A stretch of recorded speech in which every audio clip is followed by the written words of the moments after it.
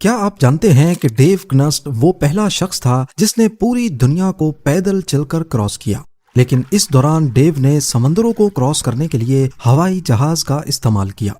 اس پورے سرکم نیویگیشن میں ڈیو نے ٹوٹل 27,000 کلومیٹرز کا ڈسٹینس بے شک ٹکڑوں میں ہی صحیح لیکن پیدل پار کیا۔ پر آج ہم جس شخص کی بات کرنے جا رہے ہیں وہ ڈیو نہیں ہے، بلکہ شاید ڈیو سے بھی 2 ہاتھ آگے ہے۔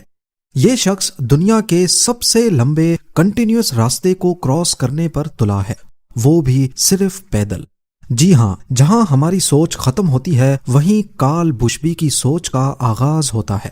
نہ 5,000 کلومیٹر، نہ 10,000 اور نہ ہی 25,000 کلومیٹرز۔ انہوں نے اس سفر پر حیرت انگیز طور پر ابھی تک 47,000 کلومیٹرز کا سفر صرف اپنے پیروں پر طے کیا ہے، اور حیرانی کی بات آج بھی ان کا سفر ختم نہیں ہوا۔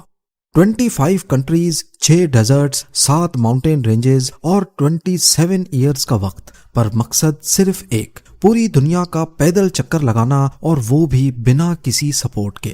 لیکن آخر کیسے؟ انگلینڈ سے تعلق رکھنے والے ایک ایکس پیرا ٹروپر کارل بشبی، جنہوں نے دنیا کے سب سے لمبے راستے کو پیدل کراس کرنے کا خطرناک ارادہ کیا۔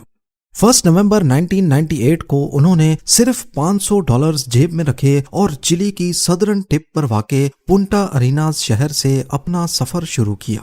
اس مشن کو کارل نے نام دیا گولایت ایکسپیڈیشن۔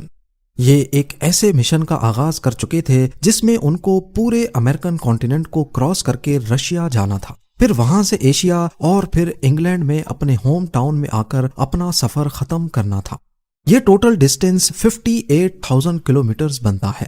کارل کے اندازے کے مطابق اگر وہ دن میں 19 کلومیٹر بھی چلیں گے تو وہ یہ سفر آسانی سے 8 سالوں میں طے کر لیں گے۔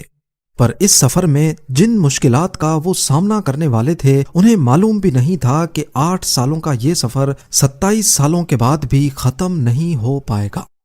کارل بشبی نے اپنی اس ایکسپیڈیشن کے 2 اصول بنائے۔ پہلا یہ کہ اس سفر میں کوئی بھی سواری استعمال نہیں ہوگی۔ ٹرین، گاڑی، ہوائی جہاز یا کسی بھی موٹرائزڈ وہیکل کا استعمال نہیں ہوگا۔ انہیں ہر قدم صرف اور صرف پیدل ہی چلنا ہوگا۔ اور دوسرا یہ کہ اگر ان کو اپنا سفر بیچ میں روکنا پڑا تو واپس ایگزیکٹلی وہیں سے شروع کرنا ہوگا جہاں انہوں نے اپنا آخری قدم رکھا تھا۔ یہ رولز سننے میں تو آسان لگتے ہیں، لیکن کارل نے ان کی قیمت سالوں کی تنہائی، ویزا کی پریشانیوں اور موت کے خوف سے چکائی ہے۔ کارل بشبی نے اپنا پہلا قدم ساؤتھ امریکہ کے پتھروں پر رکھا۔ گرم موسم، جنگلی راستے اور زمین کے ہر موڑ پر ایک نیا چیلنج۔ شروعات میں چلی سے نکلنے کے بعد انہوں نے زیادہ تر پیسیفک کوسٹ کے ساتھ ساتھ اور اینڈیز پہاڑوں کے کنارے پر رہ کر آگے بڑھنا شروع کیا۔ اس سے وہ دنیا کے سب سے بڑے ایمیزون جنگل کے مشکل حصے کو پار کرنے سے بچ گئے۔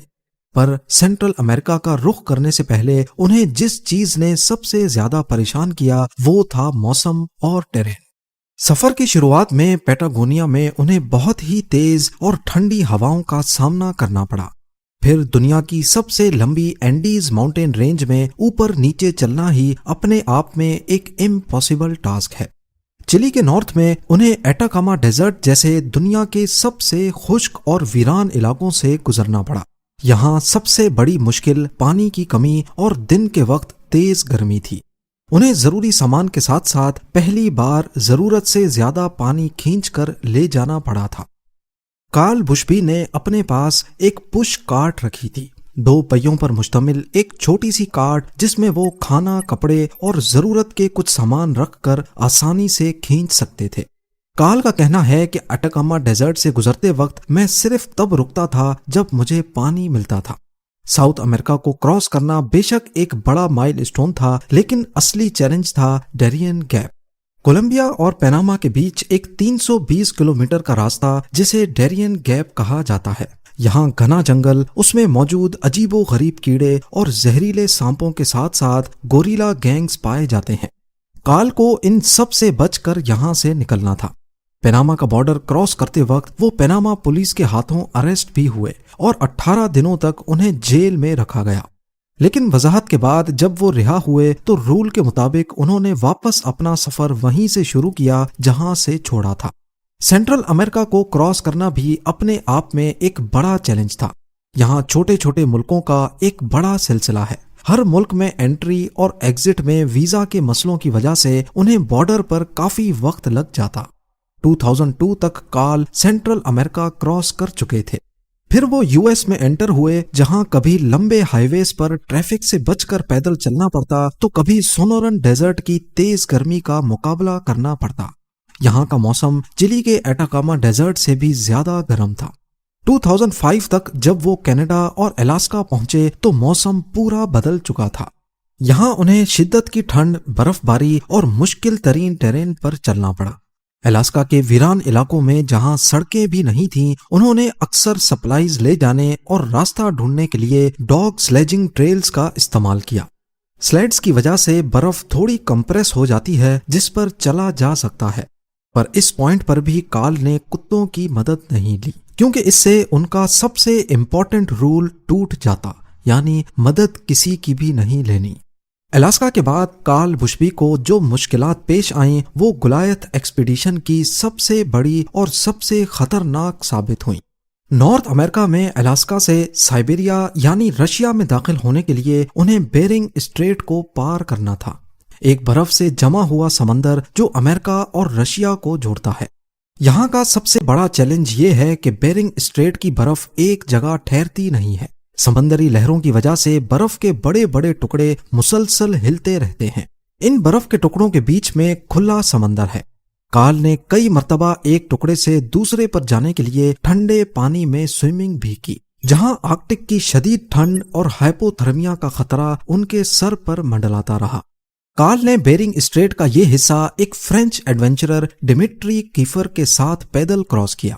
240 کلومیٹرز کا یہ راستہ آرکٹک کے خطرناک طوفان اور 14 دنوں تک بنا نیند کیے گزارا، اور آخر میں جب وہ رشیا پہنچے تو انہیں اس سفر کی سب سے لمبی رکاوٹ کا سامنا کرنا پڑا۔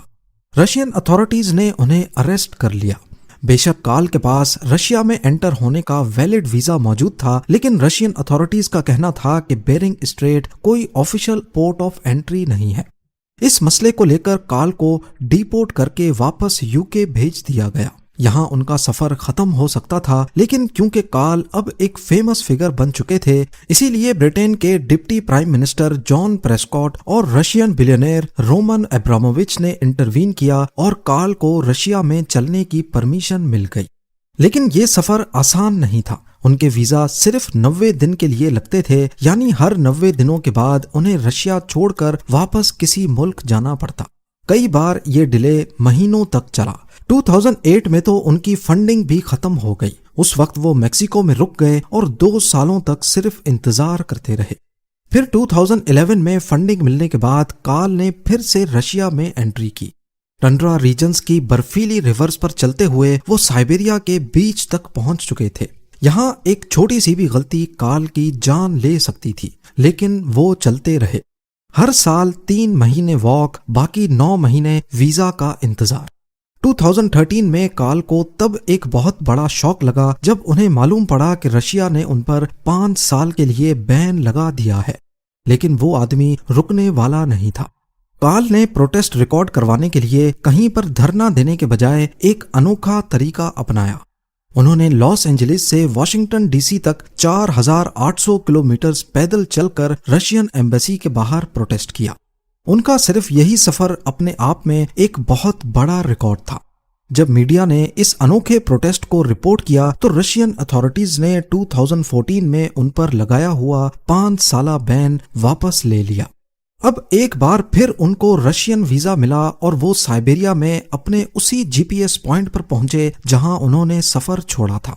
رشیا سے نکل کر کارل اب منگولیا پہنچ گئے۔ وہاں انہوں نے گوبی ڈیزرٹ کراس کیا جو کہ 1130 کلومیٹرز پر پھیلا ہوا ہے۔ پھر وہ چائنا کے راستے قازقستان، ازبکستان اور ترکمانستان سے گزرے، لیکن ایران کے ویزا نے ان کا راستہ ایک بار پھر بند کر دیا۔ یہ پینڈیمک کا دور تھا اور ترکمانستان میں ہی کارل کا سفر لمبے عرصے تک رک گیا۔ جب ایران کا ویزا پھر بھی نہیں لگا تو 2022 میں کارل نے ایک جان لیوا پلان بنایا۔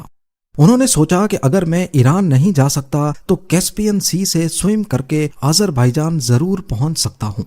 اس کام کے لیے انہوں نے ایک چھوٹی کائک ہاتھ کی، پر اپنے لیے نہیں بلکہ اپنے سامان کو لادنے کے لیے۔ انہوں نے 288 کلومیٹرز کا کیسپین سی 31 دنوں میں کراس کیا۔ روزانہ وہ 6 گھنٹے سوئمنگ کرتے تھے، 3 گھنٹے صبح اور 3 گھنٹے شام کو، پھر رات کو اسی کائک پر چڑھ کر سو جاتے تھے۔ تیز لہروں نے ان کا راستہ روکنے کی بہت کوشش کی، لیکن کال نہیں ٹوٹے۔ ان کا کہنا تھا، مجھے سوئمنگ کرنا پسند نہیں ہے لیکن یہ کرنا ضروری تھا۔ آخر وہ آذربائیجان پہنچ گئے اور وہاں سے پھر واک شروع کر دی۔ 2025 میں کال آذربائیجان سے ٹرکی میں انٹر ہوئے۔ اب وہ اتنے مشہور ہو چکے تھے کہ ہر گاؤں میں لوگوں نے انہیں اپنے گھر پر دعوت دی۔ BBC سے بات کرتے ہوئے کال نے بتایا کہ ٹرکی کی مہمان نوازی وہ کبھی بھول نہیں پائیں گے۔ استنبول میں انہیں بوسفورس اسٹریٹ کو پار کر کے یورپ میں انٹر ہونا تھا۔ بوسفورس برج پر صرف گاڑیاں الاؤڈ ہیں، پر اتھارٹیز نے صرف کال کو اس پر پیدل چلنے کی پرمیشن دی اور یوں وہ اس برج کو پیدل کراس کر کے آفیشلی یورپ میں انٹر ہو گئے۔ اس موقع پر ان کا کہنا تھا کہ میں جب نکلا تھا UK میں ٹونی بلیئر پرائم منسٹر تھے، اب برٹین میں 5 نئے پرائم منسٹرز آ چکے ہیں، مجھے لگتا ہے جب میں گھر جاؤں گا تو وہ ملک بھی نیا ہوگا۔ 27 سالوں کی بے مثال مشقت کے بعد کارل بشبی کے اب آخری 3000 کلومیٹرز بچے ہیں۔ ان کا ٹارگٹ ہے بلگیریا، رومانیہ، ہنگری، آسٹریا، جرمنی اور فرانس سے ہوتے ہوئے UK تک پہنچنا۔ پر کارل کے لیے اب ایک اور بڑا مسئلہ آنے والا ہے، اور وہ ہے انگلش چینل، یعنی UK اور فرانس کو جوڑنے والا چینل ٹنل۔ چینل ٹنل پر بھی واک کرنا سختی سے بین ہے، کیونکہ وہاں سے ہائی اسپیڈ ٹرینز گزرتی ہیں، گرمائش حد سے زیادہ اور آکسیجن کی کمی۔ لیکن ایک اور راستہ بھی ہے، سروس ٹنل۔ چینل ٹنل میں ٹوٹل 3 ٹنلز بنے ہیں، 2 ٹرینز کے لیے اور ایک ایمرجنسی کے لیے رکھا گیا ہے، جسے سروس ٹنل کہتے ہیں۔ پر اس ٹنل کو پیدل استعمال کرنے کے لیے کارل کو اسپیشل پرمیشن لینی پڑے گی۔ ایکسپیکٹ کیا جا رہا ہے کہ کارل بشبی گولیت ایکسپیڈیشن کا آخری قدم 2026 میں اپنے ہوم ٹاؤن میں رکھیں گے، اور اس وقت تک وہ 58,000 کلومیٹرز ٹریول کر چکے ہوں گے، جو کہ ارتھ کا 1.5 ٹائمز سرکمفرنس بنتا ہے۔ کارل کے اس ایکسپیڈیشن سے یہ ظاہر ہوتا ہے کہ انسان اپنی لمٹس خود بناتا ہے، لیکن اصل میں اس کی کوئی لمٹ نہیں ہے، وہ جو چاہے کر سکتا ہے۔ اب جب نیکسٹ ٹائم آپ کو لگے کہ زندگی رک سی گئی ہے تو یہ یاد رکھیں، کارل بشبی ابھی بھی چل رہا ہے۔ بے شک دنیا بہت بڑی ہے، لیکن ایک انسان کے ارادے کے سامنے چھوٹی پڑ سکتی ہے۔ ایک موقع پر کارل کا کہنا تھا، زندگی رکتی نہیں، صرف راستہ بدلتی ہے۔ امید ہے زیم ٹی وی کی یہ ویڈیو بھی آپ لوگ بھرپور لائک اور شیئر کریں گے۔ آپ لوگوں کے پیار بھرے کامنٹس کا بے حد شکریہ۔ ملتے ہیں اگلی شاندار ویڈیو میں۔